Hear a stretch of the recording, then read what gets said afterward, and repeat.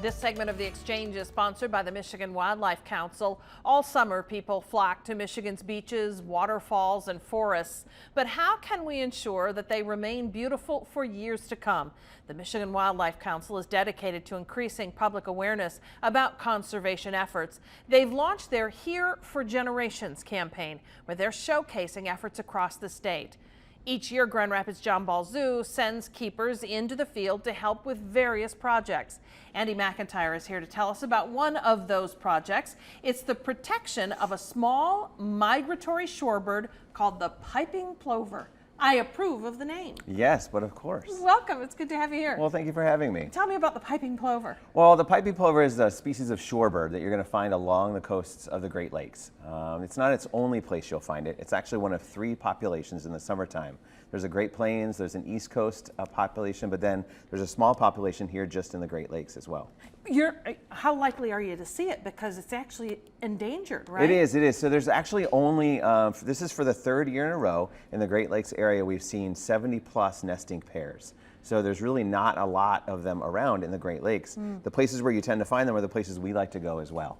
So that's why it's really important that people are aware of the work that we do and that they're aware of the Piping Plover when they go to the beach. Why are they endangered? What has happened to this population? Well, there used to be an estimated between like 500 and 800 pairs, but as development occurs along the lake shores and things like that, disturbance happens and it causes the birds to leave their nests.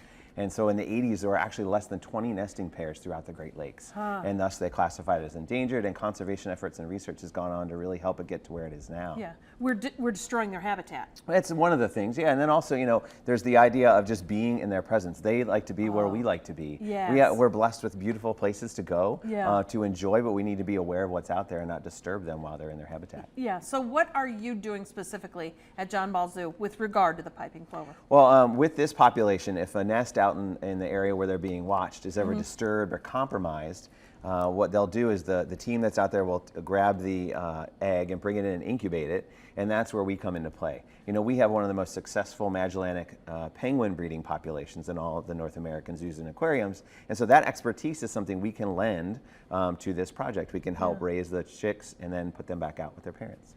I think sometimes we forget the role of the zoo. We go and we enjoy the exhibits there and the ability to interact with many breeds of animals, but really the work that you do behind the scenes is absolutely critical. It is. You know, our mission is to inspire people to become active participants in conservation, and so our team does that out in the wild and uses our expertise that we have with a variety of projects throughout West Michigan.